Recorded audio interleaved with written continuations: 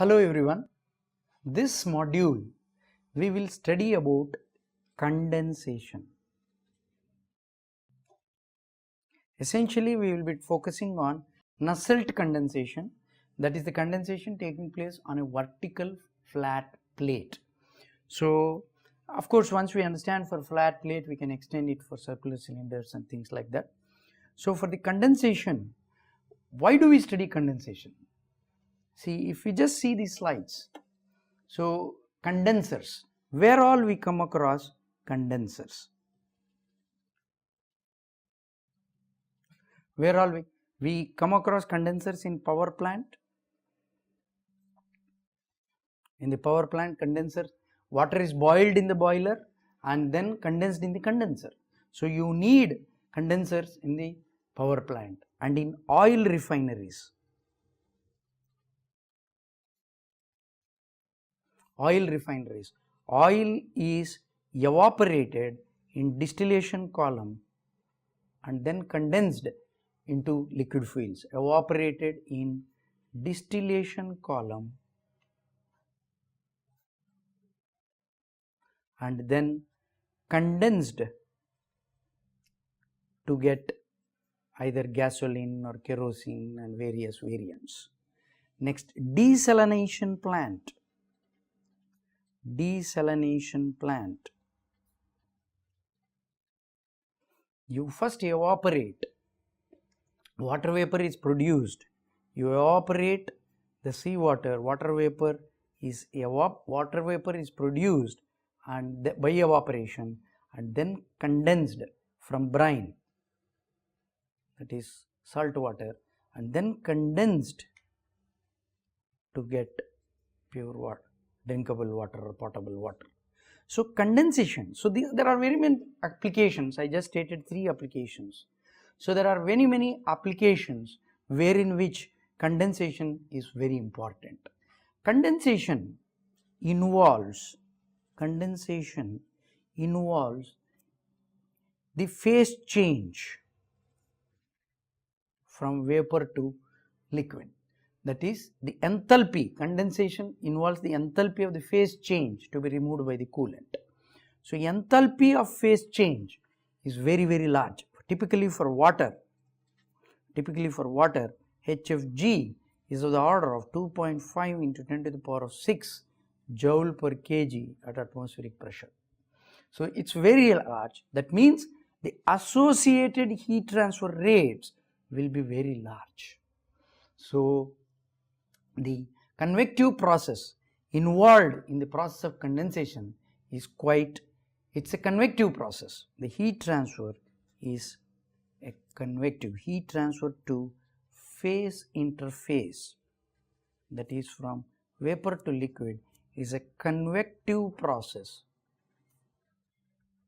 but depends on the surface, whether your surface is regular or irregular. Based on that, bubbles or film or drops are formed. We will understand that little while from now. Next is, there are 2 types of condensation. One is film condensation.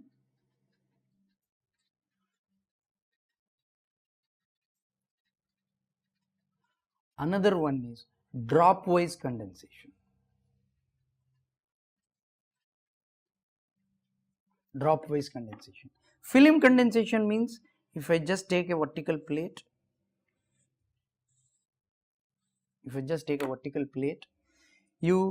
this is the film which is formed.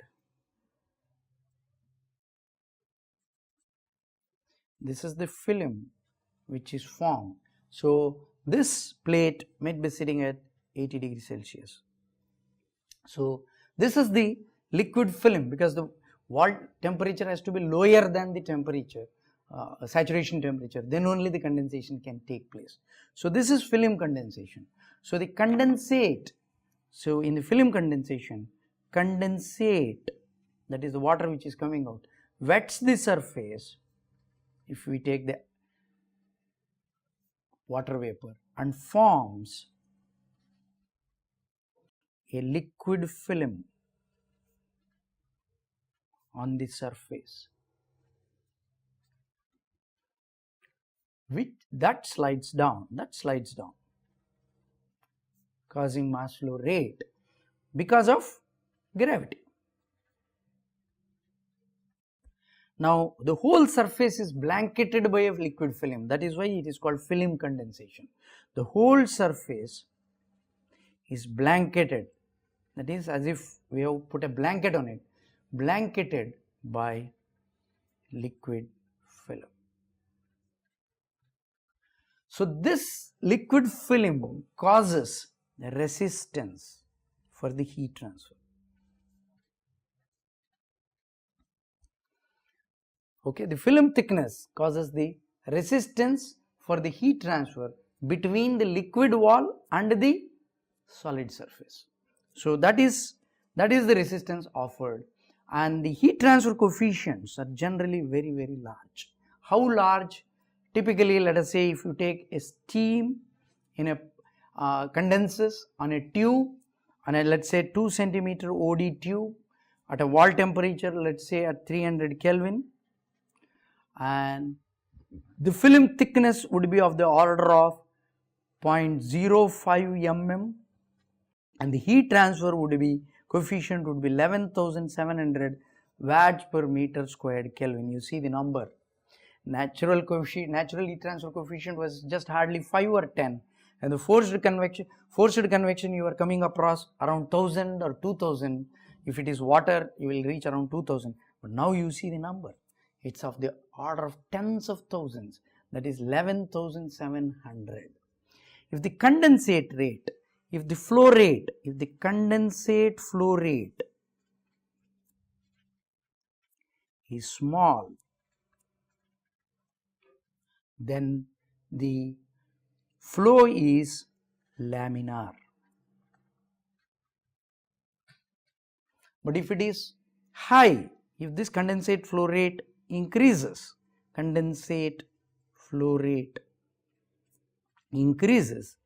the flow would turn into wavy, and if it is still higher, it would transit into turbulent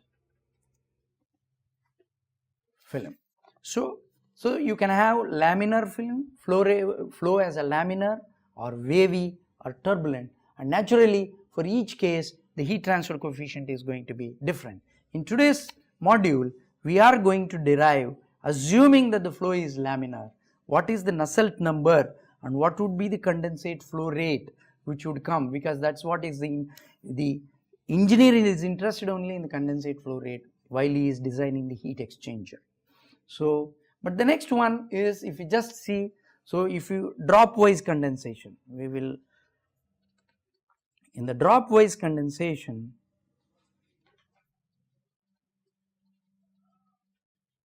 you have a plate and the drops are formed, that is, these droplets would be falling. So that is why this is called as drop wise condensation. So if the condensate does not wet the wall, that is, it is either greasy, dirty, or you have put a non-wetting agent on it, if it is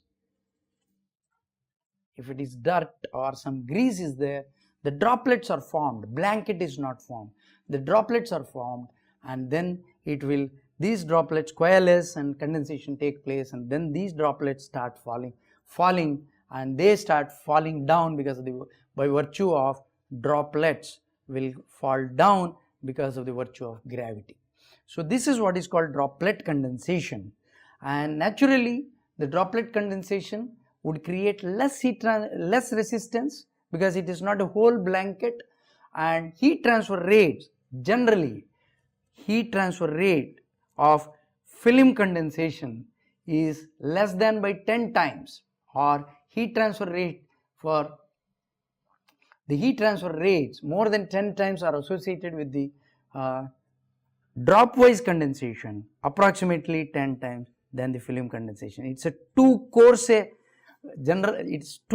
to make this statement, but still, just to get the feel, I just want to say that the film condensation is not good one compared to the drop wise condensation, because the heat transfer rates and the dropwise condensation is very large. And the heat transfer coefficients in the dropwise condensation are typically 30,000 watts per meter squared Kelvin. That itself will explain.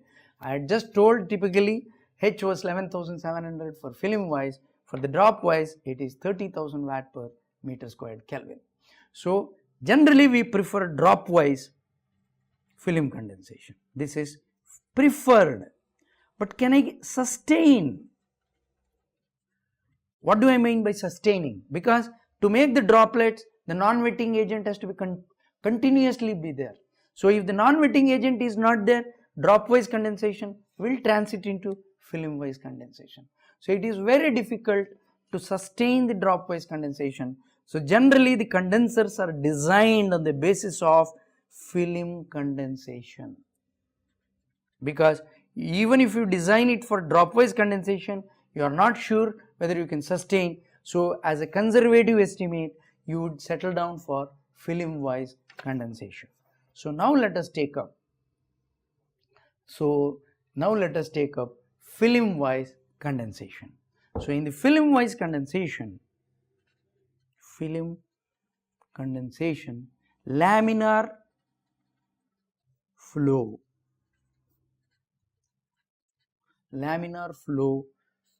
condensation, of course film condensation, I need not have cancelled this. This is laminar flow film condensation on a vertical wall. So let's say this is my vertical plate. Now initially this is cold wall, this is maintained at the temperature. It is exposed to T infinity, which is maintained at saturation temperature. Okay. Now initially it may be laminar because the flow rates are less. This is laminar,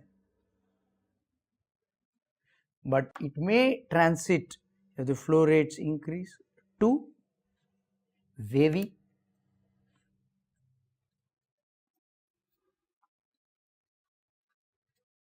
and subsequently it becomes turbulent.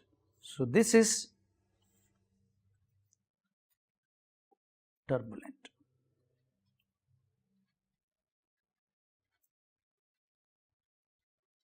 This is turbulent.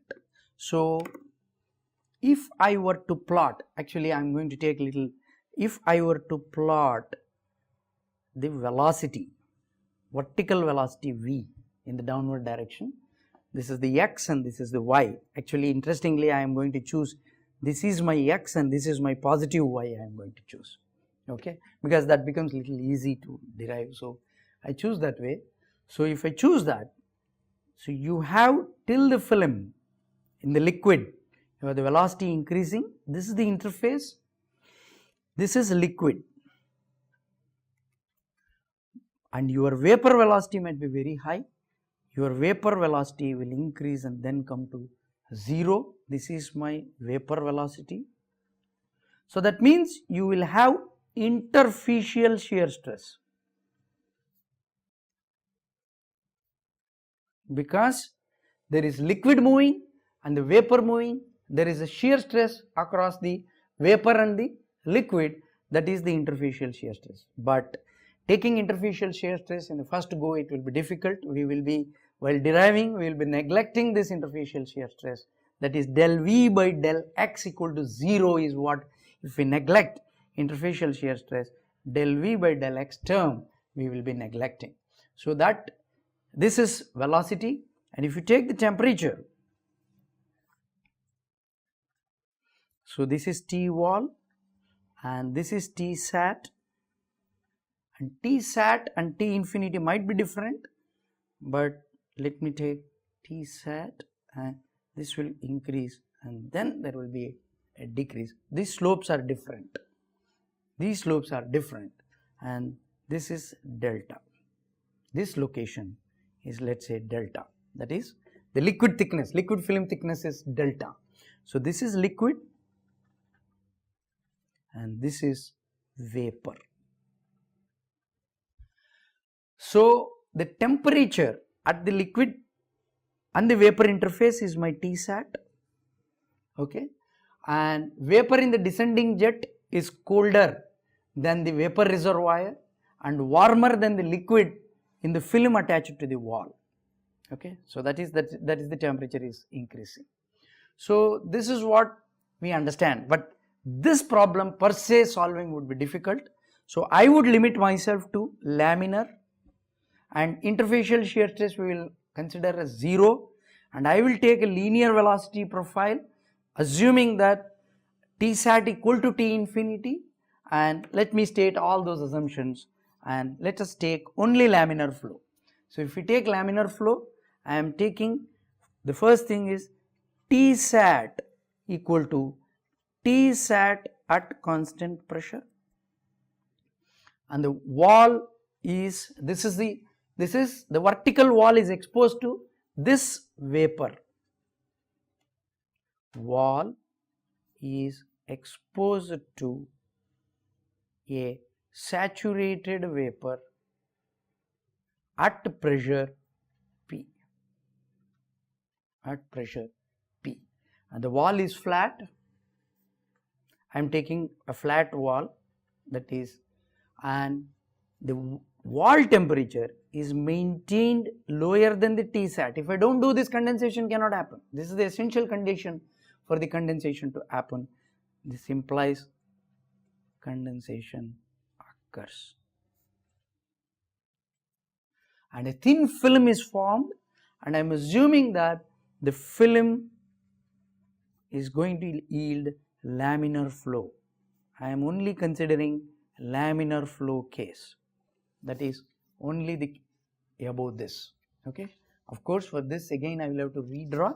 So that is, I take the flat plate, this is my film, this is my Tsat, and this is my X, and this is my Y, and velocity if I take this is the velocity profile, that is it. I take, this is V, I consider del V by del X 0, although it is there, I consider that 0 shear, 0 interfacial shear stress. That it means del V by del X equal to 0, and if I take temperature versus X, if I plot within across this thickness, actually it will be something like this, there will be a curvature, but I would assume that it is linear.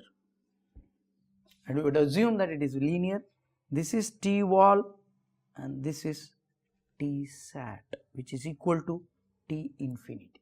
This curvature comes with the effect of subcooling, so that we will correct later on. Because of subcooling, I am taking saturated vapor. If my conditions are subcooled, then this would be curvature will be there. So with these conditions, and the further assumptions are, because before deriving we should be clear about our assumptions. Laminar flow, constant properties, I am taking constant properties for the liquid film,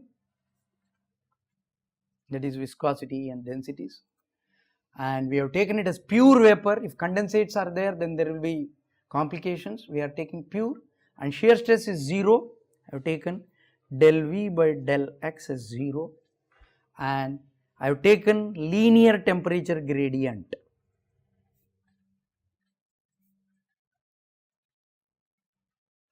Now with this I am ready to write steady state. Of course, I will consider steady state. Properties are constant means it is incompressible flow.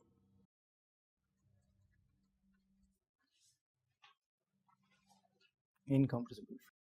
So my X momentum equation would be rho L. L means density of the liquid. U del U by del X plus V del U by del Y is equal to minus del P by del X plus mu L into del squared U by del X squared plus del squared U by del Y squared.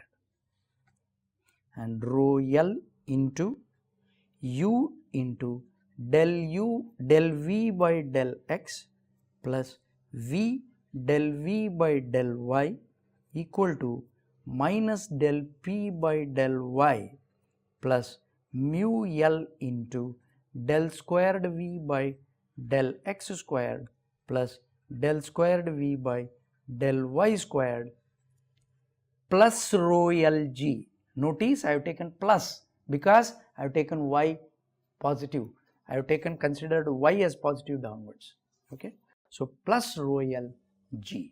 Now dP by dy. Now before we get dP by dy, without much complications, let's make life easy. We will say that U is very much less than V directly. U is very much less than V and X is of the scale of delta, which is the film thickness, and which is a function of Y actually. Remember that. And Y is of the order of length of the plate or the height of the plate, which I have taken as L.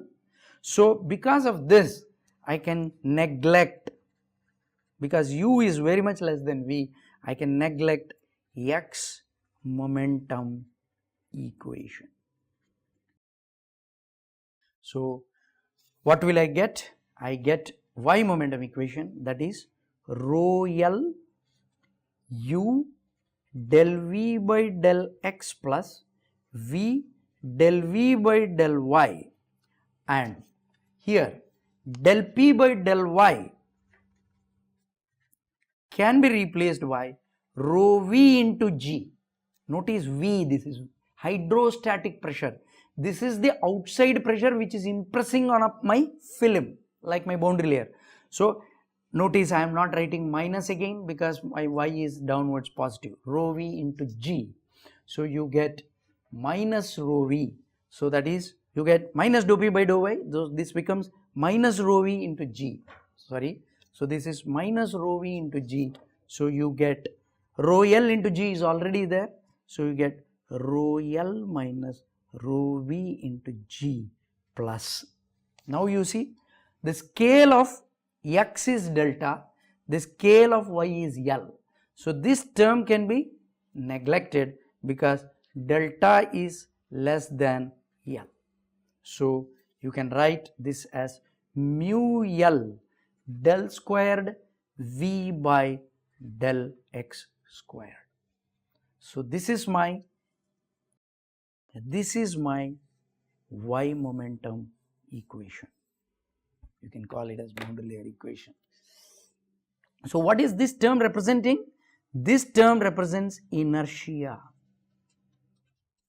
And what is this term representing? This is sinking effect. Because of that sinking only, no, it falls down. This is sinking effect. And what is this term representing? Friction. That is because of viscosity. So it is an interplay between inertia, sinking and friction. We are going to make a bold assumption now, otherwise we can't solve this with a closed form solution. Velocities are very less, so I will say that inertia is not so dominant compared to my sinking. Sinking, because of sinking only all this is, because of the condensation there is sinking. So I am neglecting inertia.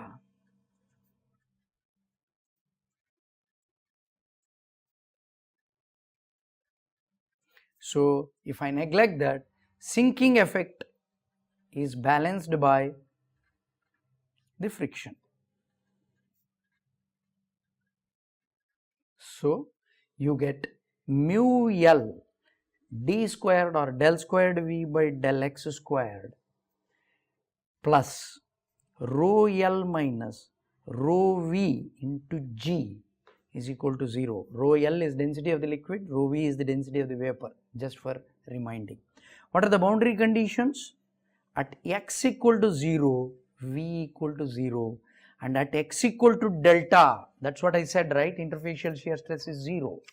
That is, at this delta, I am assuming that my vapor is still and there is no interfacial, and by that time my film velocity also has behaving such a way that there is no interfacial shear stress, that is del V by del X equal to 0.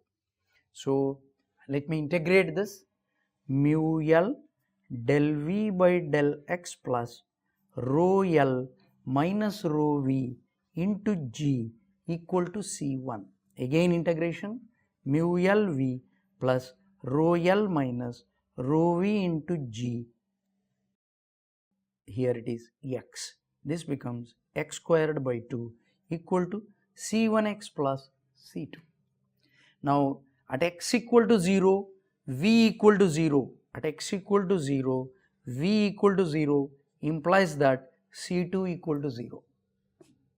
Now at X equal to delta, that is from this equation, del V by del X equal to 0, that is rho L minus rho V into G into delta equal to C1. So if I substitute these two, C1 and C2 in my equation, so I get mu L V plus rho L minus rho V into G X squared by 2 equal to rho L minus rho V into G into delta into X. So V equal to G into rho L minus rho V upon mu L into delta X minus X squared by 2.